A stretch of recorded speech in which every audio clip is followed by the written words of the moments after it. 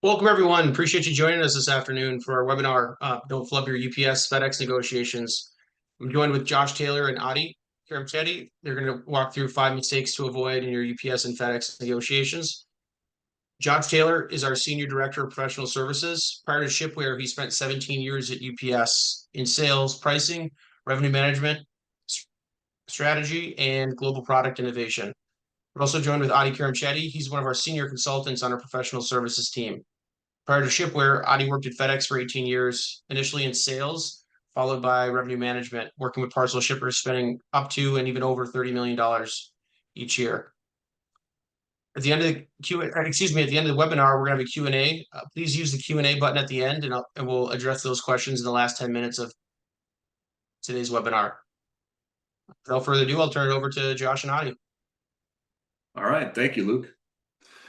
Yeah, we're excited to have everybody here today. We're going to talk through some of the five of the things that can often get in your way as you're trying to figure out, which carriers are best for you, how to structure the proper contract. There's a lot of things that can happen, whether intentionally or unintentionally along the way, that result in something less than ideal. And oftentimes when it's less than ideal for you, it's also less than ideal for the carrier. So there really are reasons why both sides want to get these things right. So the first one we want to talk about here, we call it discount tunnel vision. This is when you fixate on some sort of pet peeve. For example, address corrections. Everybody hates the address correction fee, and I mean, I'm thinking back almost 20 years when I was in UPS sales, and you would have people who would just hyper fixate on this charge, right? And they were willing to give away anything in order to get this discounted or waived. The problem is, typically this is charged so infrequently compared to other things that if you're giving away something to get this address correction fee, then you're losing out in the end. So from a carrier's perspective, they might call this an elegant negotiable, something that they can give away that doesn't actually cost them a lot of money. So instead of hyperfixating on one single charge, really the cure here is to know your data. Just focus on the bottom line of your balance sheet.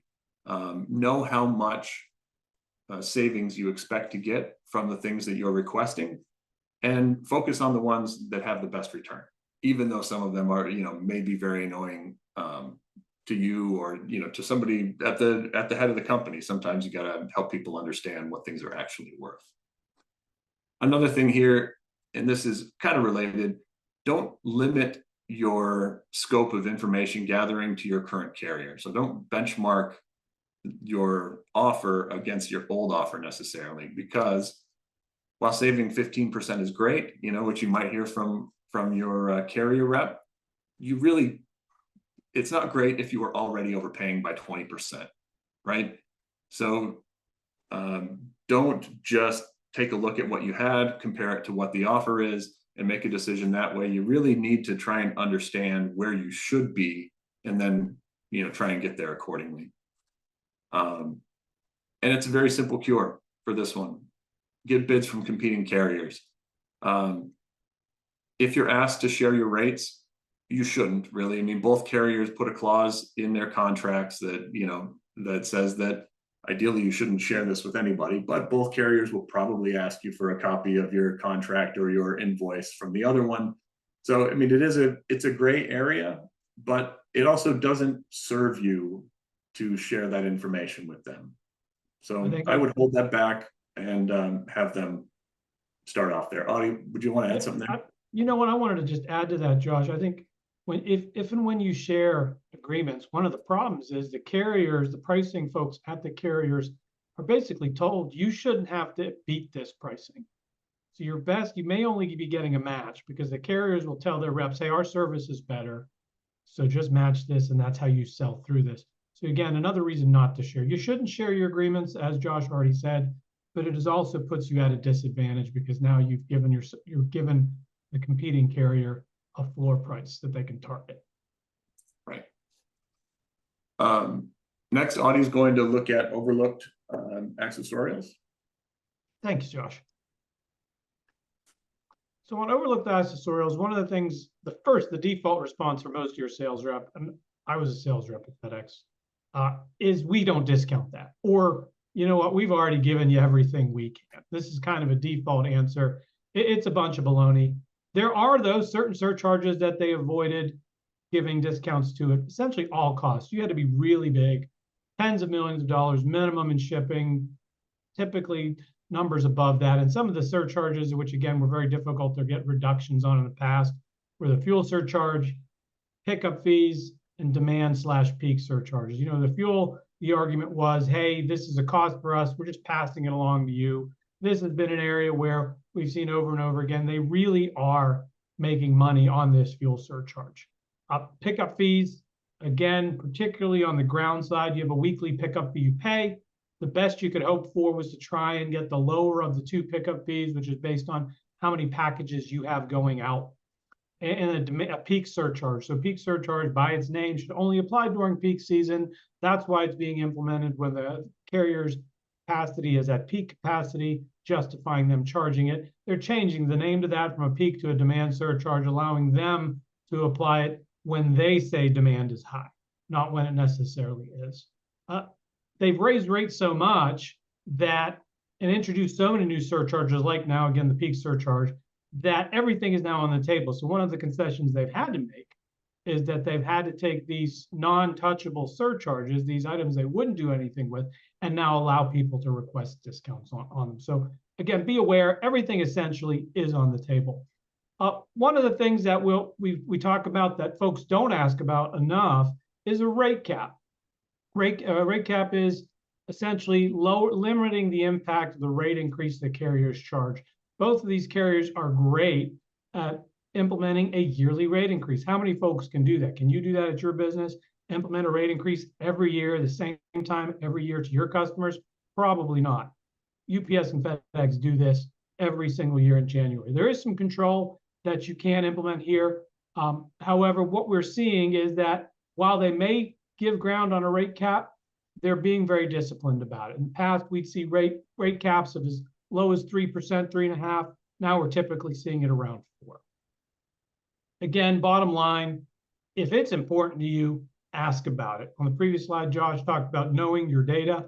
Definitely know your data too. If you understand what's happening on your shipping profile, then you'll know what to ask for regarding discounts. There's a multiplier effect. The fuel surcharge is a percentage of almost all other surcharges or all other charges. So first you have to have your shipping charge and potentially a discount related to that. Then you apply the fuel surcharge. So even determining what that is tricky. So first, again, understand that fuel is something that there is a broader impact from simply having a fuel surcharge applied to your shipment. The carriers change the tables regularly to drive additional revenue. So that's one of the things we're seeing. Both carriers are about to essentially change the table for fuel, allowing them to charge more for it. And what we've seen is fuel doesn't follow the pattern of the broader market, where you might go to the pump and unfortunately see a rate increase, but you do see drops in the price at the pump too. We don't see that with the carriers. You see a steady increase on what they charge here. And that's something where you want to be hyper aware of it, because again, there are times when their cost for fuel does drop as well, just like your cost will drop at the pump. The name is a psychological anchor to get you to pay. Again, that's the idea. You think you have to pay this fee. It's a fuel surcharge. Everybody pays fuel. FedEx has to put fuel in their trucks. They have to put fuel on their planes. You have to pay for that. The third-party billing fee is another one. It basically doesn't cost them anything to bill a different account number. However, they'll charge you for it, even though it's really administrative. And if you're using their software, FedEx Ship Manager, UPS WorldShip, why are they charging you to bill another account within the same UPS or FedEx family? There's not a whole lot of reason for this other than they make money for it. One of the things you'll see happen is if you have an earnings call and revenue's down, there's a good chance you may see them tweak one of these surcharges to try and make up any gap. The cure, again, ask for a discount, ask for waivers. It's something that most folks think they can't do, but they absolutely can. Thanks, Ani. All right. Discount tiers and pricing cliffs. Some of you may recognize this if you've seen a UPS contract before. These are the revenue bands, and FedEx has earned discount tiers. They look a little bit different. It's like move 90 degrees or 90 degrees left, but it functions the same way, right? Depending on your spend, you get a higher or lower discount.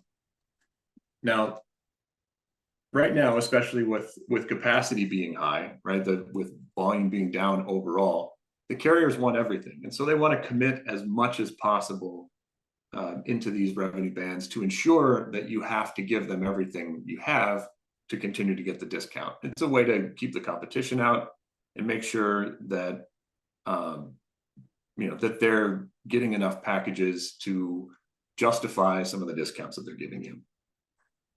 What can happen though, and we're seeing this more and more recently, is that they maybe don't understand what's going on to some extent with your specific situation, and they end up overcommitting you. This might be because of inexperienced reps. There's been a lot of turnover. Both companies have been a reduction in force, in the sales force in a lot of companies, as well as with the pricing teams. Unclear communication, for example, they might ask you how much you spend, and you tell them $5 million. That number is a net number probably, and includes all sorts of surcharges and things like that might not otherwise be included. And then they're trying to back into what that gross number might be. So it can get confusing. But overall, this is a process that is designed to lack transparency, right? They don't necessarily want you to know what the company next to you is paying, right? They want you to negotiate on your own because it helps them keep the discounts down. But if you get this wrong, this can be catastrophic. So, for example, here, right, you're committing $385,000 a week into your target tier, and I'll use the laser pointer here. So as long as you give them that 385, you're getting this 76.5% discount. But if you only have 285, right, that bumps you all the way down here. So you got to make sure that you have the business that they're trying to commit you to. Let's see here. And the pricing cliffs, this is mostly with UPS, and why I chose to use a UPS one here. You're not necessarily doubling your spend here, but if you're sitting probably at around $430,000 in spend, you're getting this. If you grow by quite a bit, you get an extra 0.1%. But if you decline just a little bit relative to the growth we were just talking about, you lose a full 5 points, and another 5 points again if you shrink again.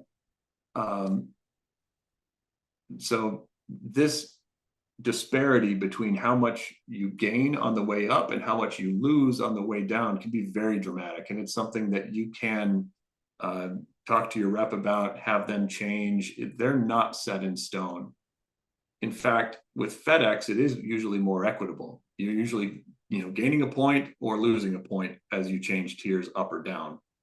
But really the thing to look for with FedEx is that they'll often put you in that highest growth tier. So, they would plan on you starting here, and then you wouldn't get credit for the growth as you went on. They're just things to look out for that could really change what you actually get versus what you see on the page and expect to get. Audie, terms and conditions. We're going to talk about terms and conditions. So you have the discounts you're talking about that we've gone over here. And now you're going to have language in the agreements that is potentially problematic. So on terms and conditions, there is a lot of language within the agreement that is going to come up that you want to make sure you're aware of. And one of the challenges is both carriers have complicated agreements. In the case of FedEx, their full agreement tends to be over 30 pages long. That's if you have one covering all of their services. It's even longer if you have LTL volume with FedEx. The UPS agreement tends to be shorter, but that doesn't minimize the fact that there is a lot of custom language in there as to when things may or may not apply and conditions that can cancel out concessions you think you have. One of the things in place in a lot of agreements, particularly as you get bigger, is an early termination fee. Essentially, the carrier is telling you, if you leave me before this agreement ends, I can charge you a fee. Typically, it's 6 figures or more.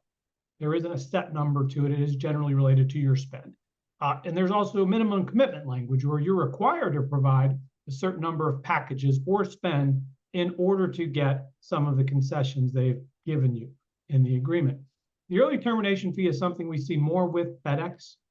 And one of the things that's anecdotal is that how they apply this. We tend to see UPS being a little more punitive with this, where they're willing to implement it. FedEx tends to take a longer view, though that's changing. They are applying it with the longer view being they understand that if these early termination fees are implemented, there's a good chance they lose the opportunity to have future discussions with an account whose business they might be losing in the short term. So again, it's an area where FedEx is starting to catch up to UPS. Usually, it's based on net spend, making it tough to track. So one of the challenges you have is your shipping targets that Josh showed on the previous page, linked to your discounts, are usually based on gross spend. It's not a total gross spend number, though, because certain surcharges are excluded. And essentially, the carrier is telling you where you fall in that gross spend target. They'll give that information to you a couple of different ways, and it's generally straightforward. You do get it typically on your invoices is the first easiest place to see where you fall. When it comes to net spend targets, though, they don't even know what your target is on a day-to-day basis. They have to go and look it up. So them telling you if you're meeting your net spend target, when that net spend target is linked to something like a minimum commitment fee, is problematic, because there is an incentive for them to say you're not hitting, because again, that's less discount they have to give you. One of the things we've also seen more recently, and we talked before, a couple of slides before, about a rate cap, so you can limit the rate increase you take every January. One of the things we've seen happening, and this is primarily FedEx doing this, which is they're attaching a consumer price index clause to that rate cap, essentially saying if the rate of inflation is above 3%, the rate cap they've given you no longer applies. You'll take the full rate increase in January. Real problem right now in this, what's been a high inflation environment.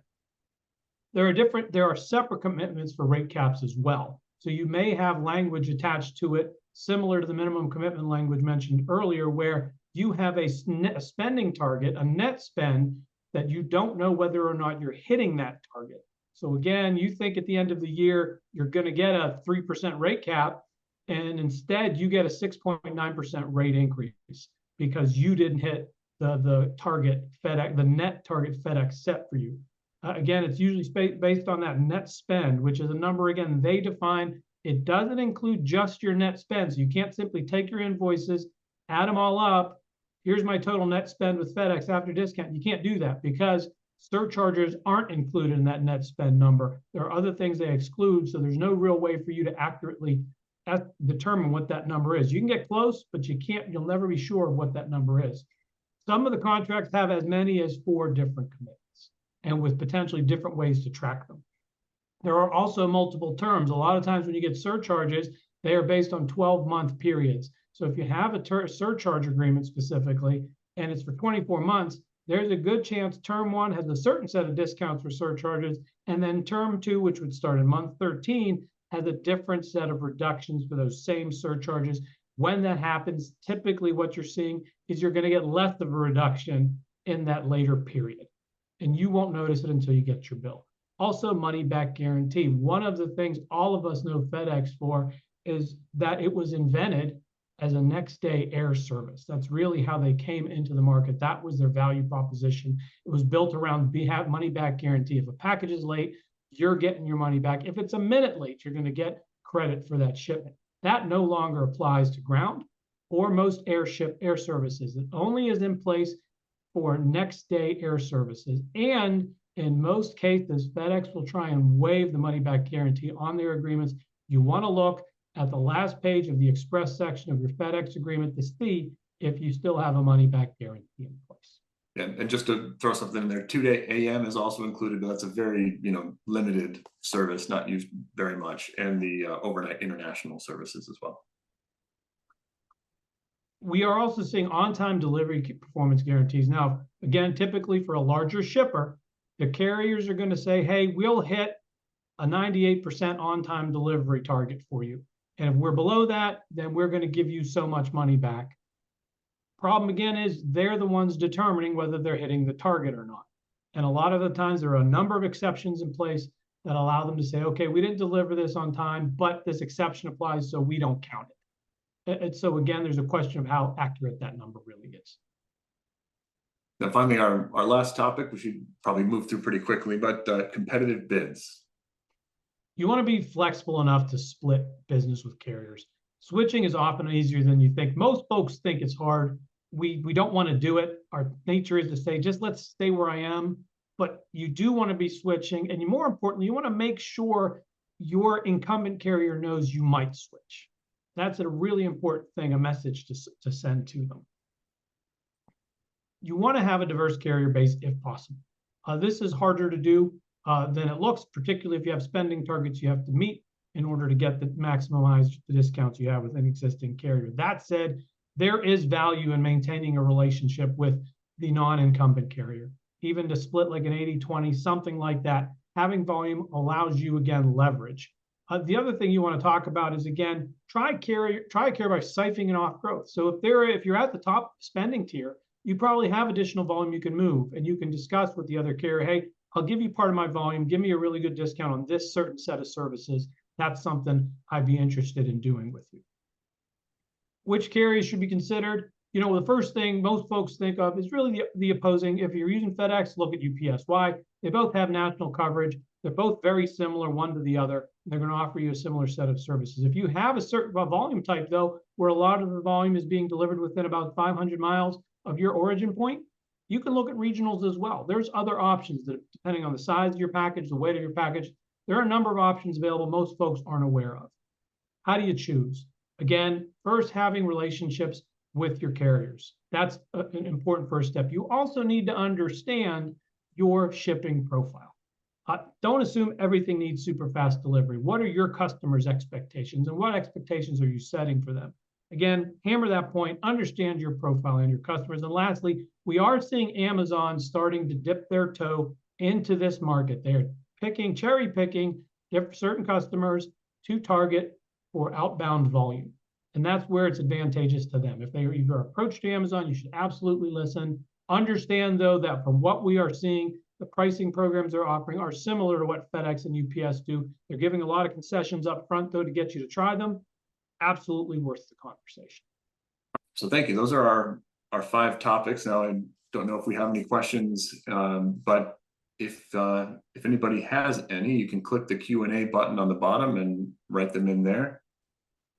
One question that just came in, then we've got a couple that were submitted prior to today's call. First one that came in, have you ever seen UPS beat FedEx 2-day flat rate?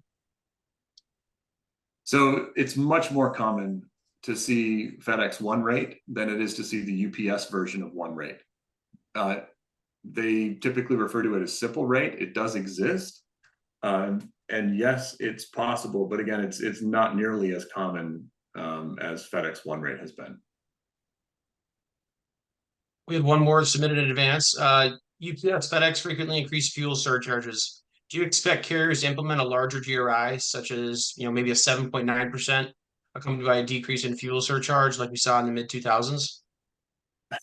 That's a really good question. Okay, so fuel, again, this is a fun one.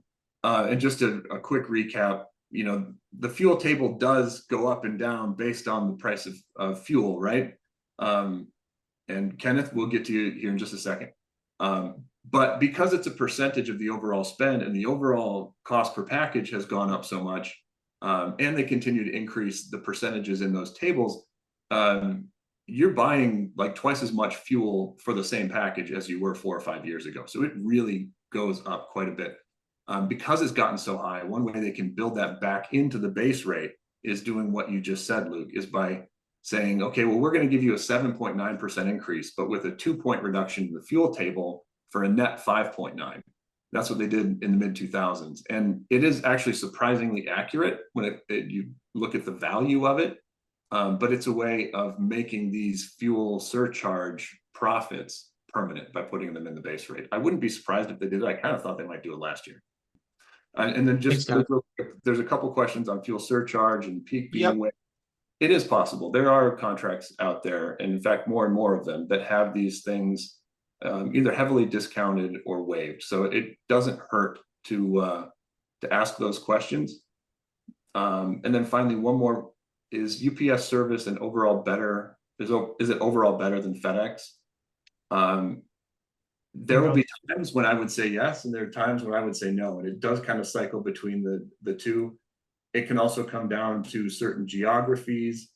Overall, you know, if you're happy with UPS and you switch to FedEx, it'll be easy to find reasons to complain, but the opposite is also true. People are happy with FedEx, move over to UPS and have just as many reasons to complain. So I tend to believe, despite my 17 years at UPS and understanding how good everything operates there, there's issues. So I tend to believe that they are roughly the same.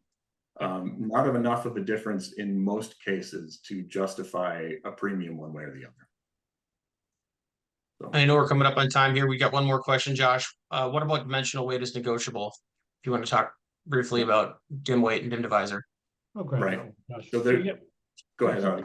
Dimensional weight, a lot of things about it are negotiable. Typically what you're looking at is, again, what exactly is your package profile? If you understand that, that's how you initiate this conversation, because dimensional weight essentially is length times width times height divided by 139. That's your starting point.